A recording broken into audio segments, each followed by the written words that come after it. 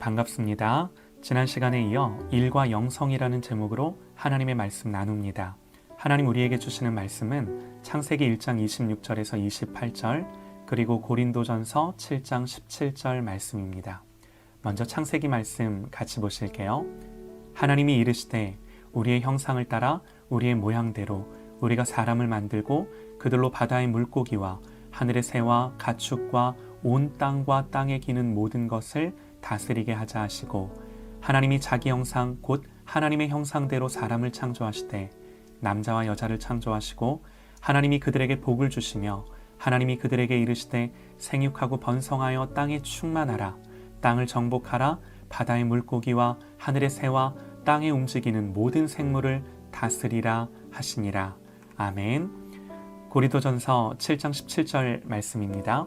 오직 주께서 각 사람에게 나눠주신 대로 하나님이 각 사람을 부르신 그대로 행하라. 내가 모든 교회에서 이와 같이 명하노라. 아멘. 사람은 하나님의 형상을 따라 지음받았습니다. 이 하나님의 형상이라는 것은요, 참 여러 가지 의미가 있고 또 다양한 해석이 가능한데요. 우리가 주목하고 싶은 것은 하나님이 일하셨고 당신이 그렇게 일하신 것처럼 우리에게도 일하게 하셨다라는 거죠. 이것이 하나님의 형상이라는 또 하나의 국면이에요. 세상도 모든 인간은 존엄하다, 또 인간의 노동은 존엄하다 그렇게 말합니다. 심지어 진화론을 주장하는 사람들도 그렇게 이야기합니다. 뭘 근거로 그렇게 말하는지는 모르겠어요. 왜 존엄한지에 대해서는 정확히 설명하지 못하는 거죠. 왜 존엄한 걸까요? 오직 성경만이 그 답을 줍니다. 하나님의 형상대로 지음받았고 오직 사람에게만 그 직무를 주셨어요. 다른 모든 생물들은 충만하고 번성하라 복을 주셨다면 사람에게는 그 복과 함께 정복하고 다스리는 역할을 주신 건데요. 이 역할이 존엄하고 거룩한 것은 하나님을 대리하는 일이기 때문이에요. 우리가 이 땅에서 하나님처럼, 하나님은 아니지만 하나님을 닮은 그 모습으로서의 일을 감당하기 때문이라는 거죠. 우리가 세상에서 일하는 모든 것은 하나님의 명령으로서의 일이기 때문에 존엄한 것입니다. 그래서 이 땅에서 인간이 그 사회를 이루고 문화를 이루며 아름답게 가꾸어가는 모든 일들, 죄와 그 일이 결부된 것이 아니라면 모든 노동은 하나님을 대신해서 하는 행위이기에 존엄하다 말할 수 있는 거죠. 어떤 분이 그렇게 말하더라고요. 태초에 하나님은 정원사셨고 예수님은 목 쓰셨다. 농담 섞인 말이지만 정말로 성경은 하나님이 흙으로 사람을 빚으셨고 생기를 불어넣으셨고 정원을 만드셨고 에덴을 만드셨죠. 강을 만드셨고 정말로 일을 하신 걸로 묘사합니다.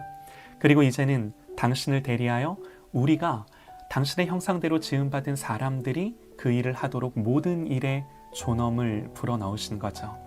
몸으로 하는 단순한 노동에서부터 진리를 탐구하는 활동까지 모든 것이 세상을 아름답게 가꾸고 하나님 주신 것들을 누리도록 하는 하나님이 주신 일들인 거죠. 일의 양태들은 다양하겠지만 그 일의 궁극적인 목적은 하나님의 영광이라는 한 가지 목적만 있는 거죠. 거리를 청소하는 일, 음식을 배달하는 일, 아이들을 돌보는 일, 아파트 경비를 보는 일. 여러분 한번 생각해 보시죠. 통념상 아무리 하찮다 생각되는 일이라도 누군가가 그 일을 하지 않는다면 어떻게 되겠습니까? 이 사회가 제대로 돌아갈까요? 그래서 그리스도인에게는 교회 사역만이 거룩한 것이 아니라 세상의 그 모든 일들이 하나님이 주신 일이요 하나님을 향한 일이 되어야 하고 또 동시에 이웃을 사랑하는 일이 되어야 한다고 성경이 우리에게 가르쳐 주는 거예요. 때문에 모든 인간은 노동을 하도록 지음받았고요. 때문에 그 일은 존엄한 일이고 크리스천은 누구든지 자신이 하는 일을 통해 하나님의 통치에 동참하고 있다는 확신과 만족을 누릴 수 있어야 하는 겁니다. 이것이 성경의 가르침입니다.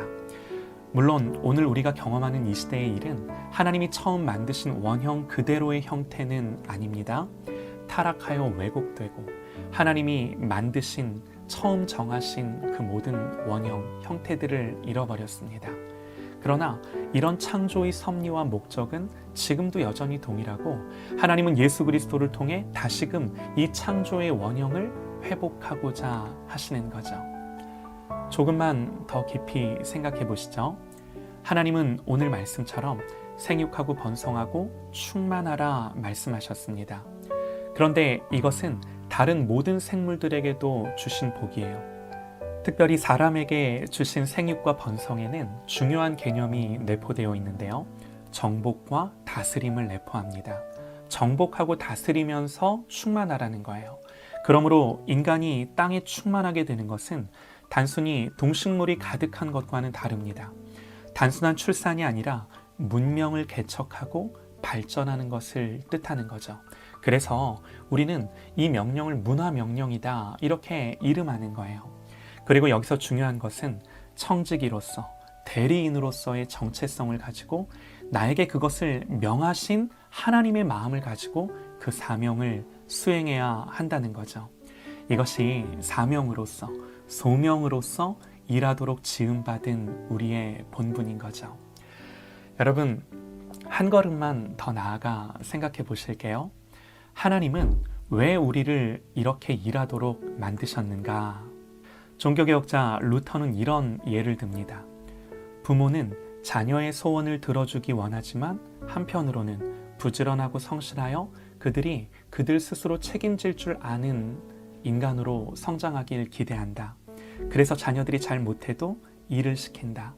부모가 직접 하면 더 잘할 수 있겠지만 자녀들이 성숙해지도록 돕는 쪽을 택한다. 부지런하고 성실해야 해낼 수 있는 일을 맡겨서 그들이 이를 통해 공급받고 살아갈 수 있게 가르친다. 루터는 같은 이유에서 하나님도 당신의 자녀들이 이 땅에서 이를 통해 하나님과 동역하는 기쁨을 누리고 하나님의 뜻을 이루어 나가길 원하신다고 결론 짓는 거죠. 그리고 무엇보다 하나님이 직접 하시면 더 잘하실 수 있겠지만 우리에게 맡겨주셔서 하게 하시는데 우리가 하는 일은 마치 어린아이 같아서 사실은 하나님이 뒤에서 다 손대시고 일하시고 실제로 그 일이 되게 하신다는 거죠. 여기서 우리는 그 일을 통해 하나님 아버지를 느끼고 하나님 아버지로부터 공급받고 하나님 아버지로부터 보호받고 하나님이 친히 그 모든 일을 주관하시고 통치하심을 알게 되는 거죠.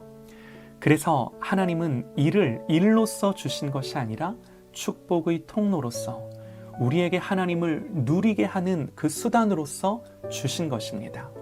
일은 하나님이 우리를 사랑하시고 그것을 통해 당신이 친히 일하시며 우리를 지키시고 우리에게 모든 필요를 공급하신다는 것을 증명하시고 확증하시는 거죠. 그리고 또 한 가지는요. 하나님이 우리에게 왜 일하게 하셨는가? 하나님의 계명을 실천할 수 있는 가장 기본적이고도 효과적인 수단으로 주신 거예요.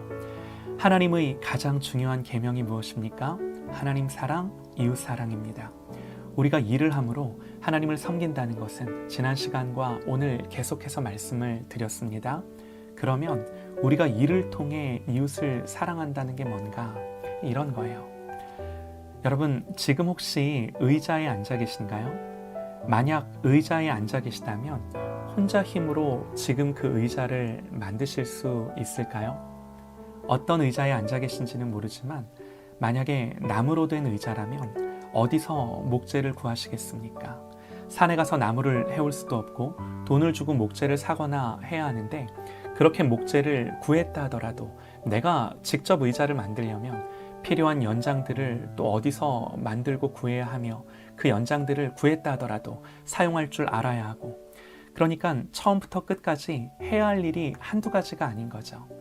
그렇게 고생하며 어찌어찌해서 만들었다 하더라도 지금 앉아 계신 의자보다 잘 만들 수가 있을까요? 의자만이 아니라 볼펜 한 자루, 메모지 한 장, 혼자 힘으로는 사소하고 작은 것 하나도 해결하지 못할 가능성이 매우 큽니다. 모두가 당장 일을 그만둔다고 한다면 어떤 일이 벌어지겠습니까? 문명화된 삶은 한순간에 무너지겠죠. 그렇기 때문에 우리가 무슨 일을 하든 죄를 지향하는 것이 아니고 어떤 필요를 채우고 가치를 만드는 일일진데 그것은 반드시 누군가를 섬기는 일이 될 수밖에 없는 거예요. 하나님이 이를 통해 우리가 함께 공동체로서 그렇게 살아갈 수 있도록 이 모든 시스템을 만드신 거죠. 그러므로 하나님의 창조 질서 아래서 우리에게 주어진 일은 이웃을 사랑하라는 하나님의 명령을 수행하는 도구로서 주신 일일 수밖에 없는 거예요. 그래서 하나님이 일을 주신 목적은 하나님을 섬길 뿐만 아니라 우리 공동체를 섬기는데 그 궁극적인 방향성이 있는 거예요. 그러므로 자명한 것은요, 우리가 일을 통해 이웃을 사랑하는 방법이 뭔가? 그것은요, 그 일에 능숙한 사람이 되는 것입니다. 우리에게 주어진 과업을 성실하게 끝낼 뿐만 아니라 제대로 해내는 것, 이것이 하나님의 뜻인 거예요. 이것은 단순히 너를 위해 성공하고 최고가 되라는 것이 아닙니다. 코람데오예요. 여기에 진정한 의미는 코람데오, 하나님 앞에서 하나님이 맡기신 것으로서 그 직무를 감당하라는 거죠. 여러분, 우리가 이런 믿음과 이런 하나님의 말씀을 우리가 깊이 묵상하지 못하면 일과 믿음은 따로 갈 수밖에 없는 거예요. 주일 교회에서의 모습과 일터에서의 모습이 다를 수밖에 없는 거죠. 그래서 모든 그리스도인은 목회를 하지 않아도 꼭 교회 사역이 아니어도 우리의 모든 직업을 통해 하나님을 섬기고 이웃을 섬기는 일을 감당하는 것, 그 수준까지 가야 하는 거죠. 우리는 이를 통해 하나님을 사랑하고 이웃을 사랑할 수 있습니다. 이것이 그리스도인의 부르심이에요. 성경만이 우리에게 이것을 가르쳐 줍니다. 여러분, 혹시 불의 전차라는 영화를 아실까요? 옛날 영화죠. 불의 전차에서 주인공 에릭 리델의 아버지가 선교사였는데요. 그의 아들에게 이렇게 가르칩니다. 아들아, 네가 완벽하게 해내기만 한다면 감자 껍질 벗기는 일로도 주님께 영광을 돌릴 수 있단다. 무슨 말인가요? 우리의 하루하루는, 우리의 하는 모든 일은 무엇이든 하나님을 예배하는 행위라는 거죠. 존 콜트레인이라는 가수는 지극한 사랑이라는 앨범을 내고 이렇게 자기 앨범을 소개합니다. 이 앨범은 주님께 드리는 소박한 제물이다. 마음으로든 입술로든 우리가 하는 일을 통해 하나님 감사합니다라고 말씀드리려는 몸짓이다. 너무나 아름다운 고백이죠. 저는 목회자입니다. 목회는 그야말로 하나님과 직결되어 있는 일이라고 생각합니다. 실제로 그렇습니다. 그런데 성경은요, 목회뿐만이 아니라 우리의 모든 일이 그러하다라고 말하는 거예요. 그러므로 다시금 기쁨과 사명으로 주님이 공급하시고 힘주심으로 하나님을 예배하는 우리의 모든 일과 직무가 되시기를 소망합니다. 목사님이니까 이렇게 말씀하시지 현실은 달라 이렇게 치부한다면 여러분, 하나님이 실제로 우리의 삶에 개입하실 수가 없어요.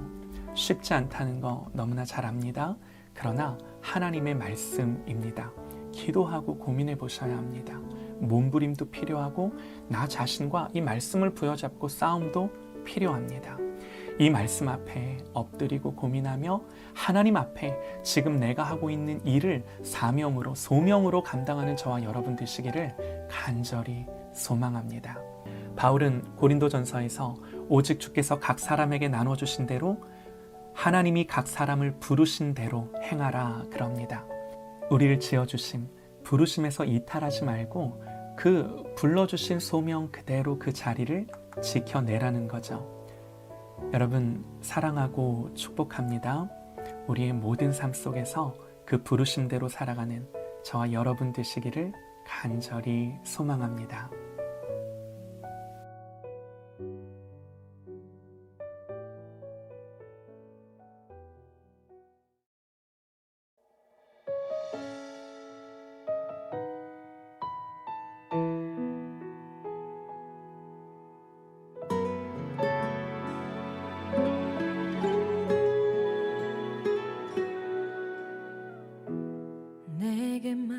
말씀하신 곳 아버지의 마음 향하신 그곳에서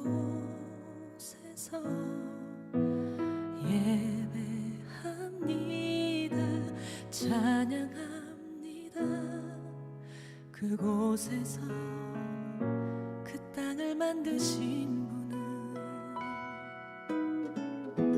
성령의 바람 나의 눈을 적시네. 내 노래 주를 예배하네. 하늘 가득히 주의 영광 선포되네. 주님 그 땅 회복시키시네. 나의 노래가 주를 향한 예배가 그 땅을 회복시키네. 생수의 강이 넘치네. 가라 하시네. 주님 명하신 그곳 내겐 두려움 전혀 없네. 성령이 나를 인도하네.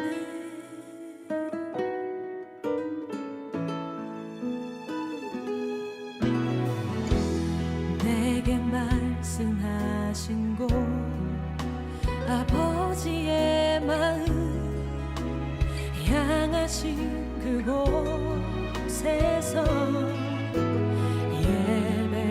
예배합니다. 찬양합니다.